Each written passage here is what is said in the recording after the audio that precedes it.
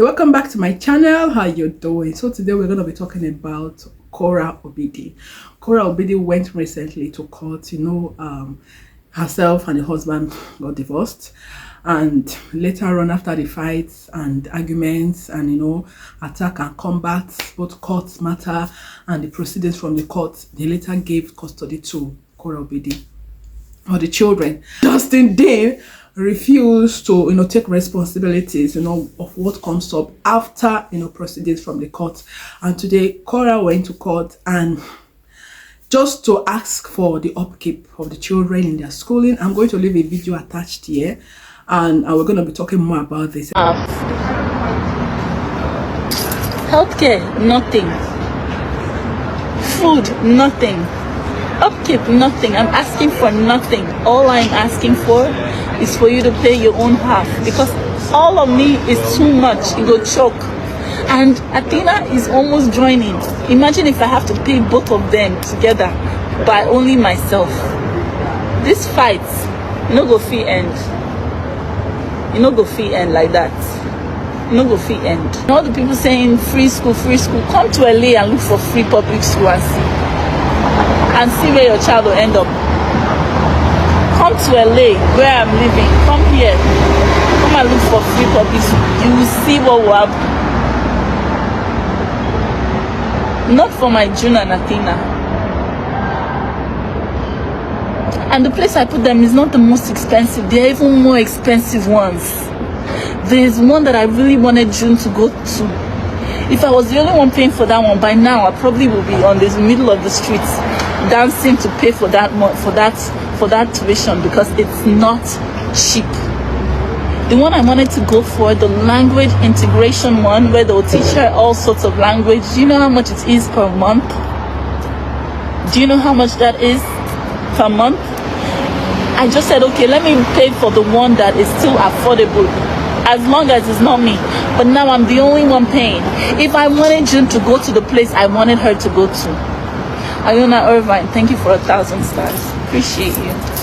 If I paid for June to go to the place I wanted to go to, if I paid for that, had to do that,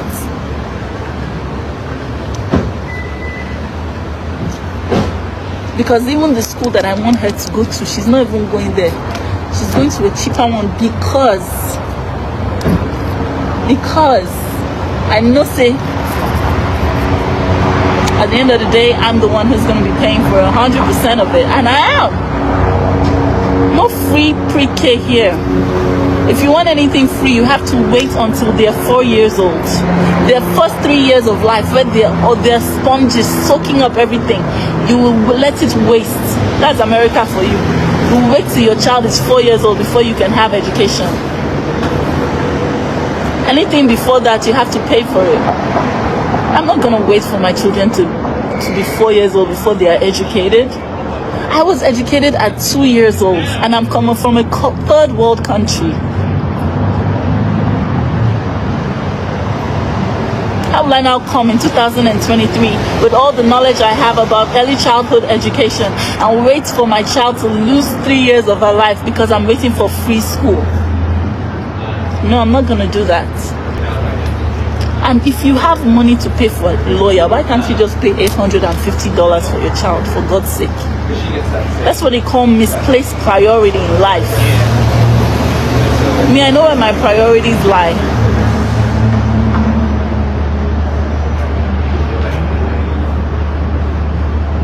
You can drag me. You can say anything you want.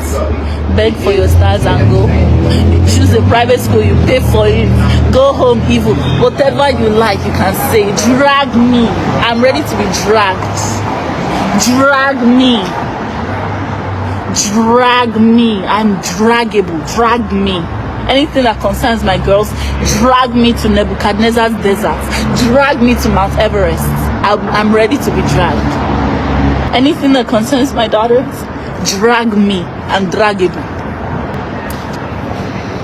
If you think anything that I'm saying is not factual, please just do a little bit of research.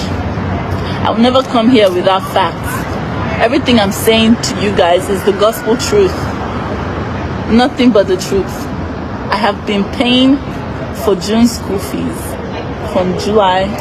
In fact, he just stopped paying and didn't tell anybody until the school sent me an email that they were going to expel June from school.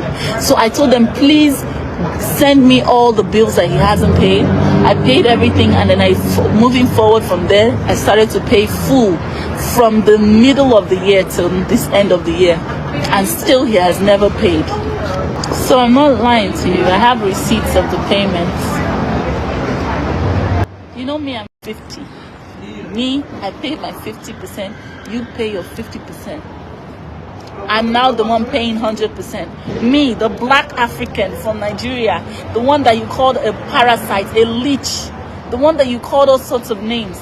You are the one leaving me to pay 100% of your child's school fees. Especially, I just want to delve into one particular thing concerning our women all over the world. Please, if you're a woman and you're hearing this, or you're listening to me, or you're watching me, please look for something to do. Look for something. Like, what I mean by that, make yourself productive. Like, be useful. I'm not saying you're useless. Just be useful. Let there be something you are doing, because you know the times that we are now, it's not like, you know, if you have a husband that tells you, please just stay back at home, there's no need, that can work and take care of the upkeep of the home, please don't just listen. Even if I told you're staying back at home, let there be something you're doing. There are a lot of things that you can do now, if you can do from home. Okay, you can do from home. I'm just using this Koro BD as an example. You know, I can imagine if after all these combats and attacks, exchange of different kind of court matter, going to court, and you know all this that's been going on today, after these arguments and talks about courts and proceedings and the rest of other things, and at the end of the day, and Cora Obidi doesn't have anything that she's doing, or maybe she's not somebody that is well known all over the world because of her arts and skills, and she's not somebody that is making money. I don't know where she would have ended up. I know, like I said, I'm going to attach a video. You know where she came from. She came from a third world country like Nigeria. Okay, so we know what Nigeria is all about. And if you have this kind of, and you know, Dean is a profession as a doctor. Okay, in a very big, wide city in America. Okay, a very big part of American, right? If at the end of the day, if Koro Bidi, like, she's not a productive woman, that's why I said it's good that every woman are productive. We are not praying that anything comes up later in a marriage that maybe it didn't work out, but now that you are there, even if at all you're not in marriage, ordinarily let there be something you're doing. So for example, Koro Bidi, she's not a kind of productive person that she is. She's not somebody that is making it wide and big or well known, or she's not, you know, like nothing is coming out of, she's not who she is today. She's, you know, we know who Koro Bidi is. She has made it, no matter how the level that, you know, she is right now.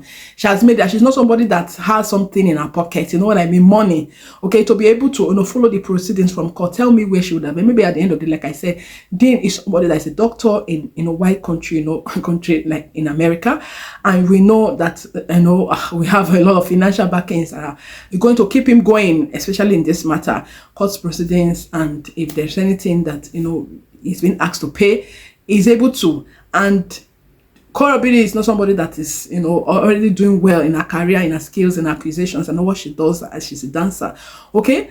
And at the end of the day, Dean not charged her to court, and she doesn't have anything to back off. Tell me where she would have been by now. And like I said, Dean is somebody that's a doctor, and you know Cora is a foreigner that came into America just to have a good life. Tell me, would that not be a big upper hand for Dean against, you know, Cora? By now, he would have the ability and the power that he has. He can even send Cora back to Nigeria, or send her somewhere. She would have been in a care home with the children suffering. She wouldn't have been here, you know, just so bold and strong like this, to be able to defend her, you know, status, or to be able to defend her children, you know, abilities to be able to be schooled, to be able to, you know, feed well, take care of herself. That's, you know, charging this very young guy, they called Dean Justice, to come and, you know, take care of his responsibilities. She wouldn't have been able to do that if she's not somebody that has at least made it, or she can be able to take to. I don't want to talk too much, just listen to the video. But what I'm advising every woman, please, let them find something to do. Bible said it, anything that you find, do it well, and you're going to gain profit out of it. Don't be idling away. This is not the time for you to do that. Okay, we know the generation that we are. We keep praying that our marriage lasts. We keep praying that our marriage will continue to keep up, no matter the challenges that comes hitting on it, or the rock that will come hitting on it. We will keep going. Okay, but let there be something you find to do. Because like I said, as an example, I used Korobid as an example. Jane is somebody that's, at least in his profession, he's done so well. I can imagine the insult. Like I said, I'm going to leave everything there. I don't want to talk so much.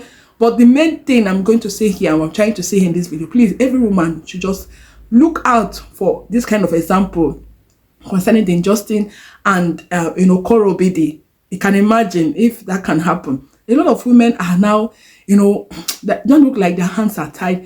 They don't look like they don't have any say anymore. They don't look like foolish people. And I don't just want to use that foolish people. Before your face, you see a man, pointing finger at you, putting their hands on your eyes, and you can't even defend yourself. You are just like helpless, So to find yourself in that kind of level.